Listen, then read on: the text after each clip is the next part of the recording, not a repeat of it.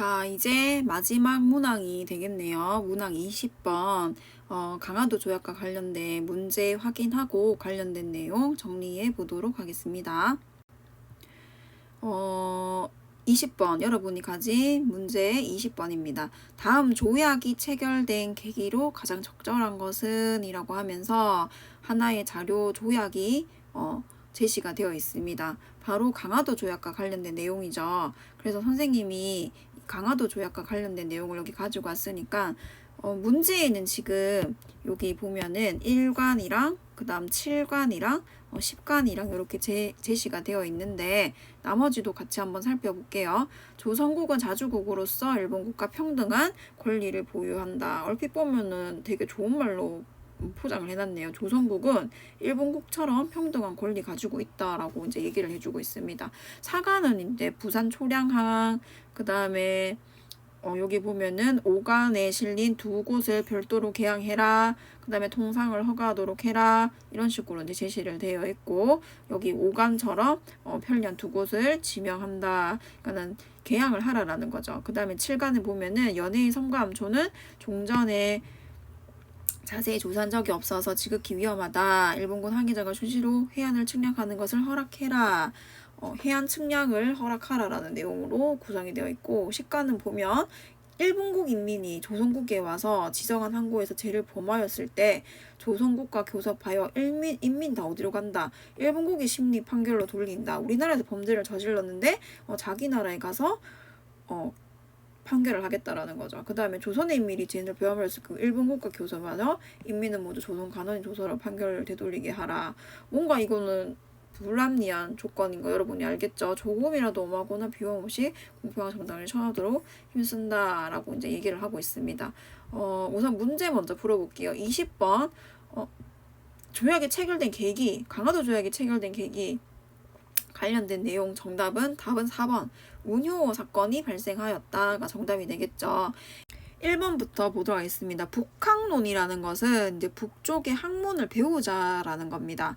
북발론에서 이제 북학론으로 바뀐다라고 했습니다. 실학이 대두되게 되고 청나라의 문물을 수용해서 청에 대한 인식의 변화의 모습을 보여주는 거죠. 병자호란이 발생하게 된 거는 정묘호란, 병자호란 그때 있었던 일이니까 조선 후기의 대외관계와 관련된 내용이 되겠습니다. 홍경래의 난은 세도 정치기에 있었던 난입니다. 그 다음 일본의 통신사가 파견된 것은 임진왜란 이후에 다시 일본과 관계를 맺게 되면서 통신사가 파견이 되었습니다. 그래서 답은 4번이고 강화도 조약과 관련된 내용 한번 다시 선생님이 여기 자료 가져온 걸로 확인해 보도록 하겠습니다. 강화도에서 맺어서 이제 우리는 강화도 조약이라고 부르고는 있지만 정식 명칭은 조일수호 조규가 되겠죠. 여기 보면은 일본이 운요 사건을 일으킵니다. 1875년에 당시 조선의 포격을 구실로 삼아서 문호 개방을 요구하여 체결한 강화도 조약의 일부이다. 청의 간섭을 차단하여 조선 침략을 쉽게 하고자 조선을 자주 국가로 명시했다라고 되어 있습니다. 그러니까 평등한 권리를 보유한다라는 거는 우리나라를 막 되게 생각해 주는 게 아니라 청의 간섭을 차단하기 위해서 이런 조항을 넣었다라는 거죠. 너희는 청나라에 아무런 상관이 없는 나라다라는 걸 명시를 하는 거죠. 그리고 이제 조선 연안에 대한 측량권, 영사재판권 같은 것들을 규정했다라는 겁니다. 최초의 이제 근대적 조약입니다. 외국과 체결한 조약. 하지만 우리나라 자주권이 굉장히 침해당한 불평등한 조약이다라는 거 여러분이 기억을 하면 되겠습니다. 관련된 내용 조금만 더 같이 한번 확인해 볼게요. 강화도 조약의 배경으로 이제 거론되고 있는 것은 운요 사건 이전에 흥선대원군이 10년 정도 통치를 하다가 이제 하야를 하게 되고 조선 내에서도 이제 개화론 이제 우리도 외국의 문물을 받아들여야 된다. 왜 흥선대원군 때는 세국 정치를 해서 이런 문물들을 받아들이질 않았었죠. 근데 고종이 친정을 하게 되면서 외국의 문물을 받아들이자 교류를 하자라는 움직임이 일어나게 된다라는 겁니다. 그 다음에 서계 문제라고 해서 일본과의 외교 문서를 얘기를 하는데 이전까지는 일본이 자기들을 황제국으로 칭하지 않았어요. 근데 이제 이때부터 황제국으로 칭하게 되면서 우리나라는 이전의 외교 문서와 다른 차이점이 있다. 그러면서 문서를 접수하지 않는 문제를 서계 문제라고 합니다.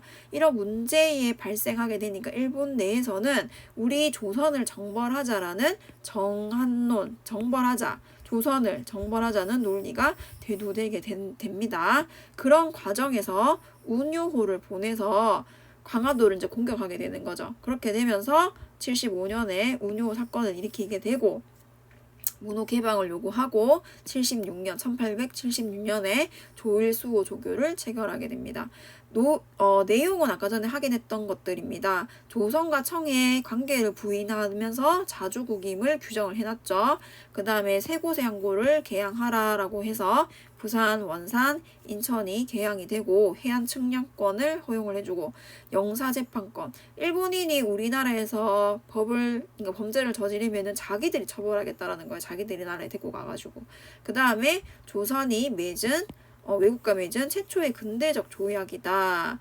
라는 거 잘 기억을 하면 되겠습니다. 그리고 이제 불평등한 조약이다 라는 거.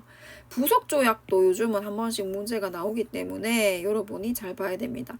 1876년에 이렇게 조일수호 조규를 체결하고 나서 그 뒤에 조일수호 조규 부록이라고 해가지고 개항장에 이제 일본인들이 들어와 사는데 어느 정도 들어와서 살 수 있는지 거리를 이렇게 정해놓은 거죠. 거류지 설정 범위를 정해놓은 거고 일본 화폐를 이 개항장에서 유통할 수 있도록 허용해 주는 게 조일수호 조규 부록입니다. 그 다음 조일 무역 규칙이라고 해서 무역과 관련된 내용들을 또 설정을 하는데 일본에서 들어오는 수출입 상품에 대해서 무관세 관세를 붙이지 않는 거예요. 그 다음에 무제한으로 우리나라 양곡에 대해서 유출을 허용하게 됩니다. 이것도 우리나라에는 굉장히 안 좋은 거죠.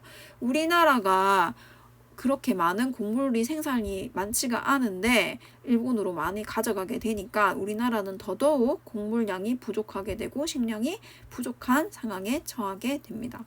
그래서 강화도 조약 조일수호 조규를 체결하게 된 원인은 운요호 사건이고 그 이전에 또 조약이 체결될 수 있었던 배경으로 흥선대원군이 하야하고 조선 내에서 개화론이 대두하고 서계 문제가 발생했다라는 거 여러분이 잘 기억을 하면 되겠습니다. 부록의 내용이 조금 어렵긴 하지만 뒤에 가게 되면은 이런 내용들이 나중에 개정이 되는 거, 그 다음에 변화되는 것들이 문제가 또 나올 수 있습니다. 그래서 부속 조약도 여러분이 잘 알아놔야 되겠습니다. 이렇게 해서 5월 모의고사 풀이를 다 끝냈고 관련된 문항들 주제 정리해봤습니다. 모르는 부분 선생님한테 가지고 오면은 선생님이 다시 한번 설명을 할 수 있도록 할 테니까 꼼꼼하게 정리해서 6월 모의고사 준비 잘할 수 있도록 합니다. 수고 많았습니다. 이상 마치겠습니다.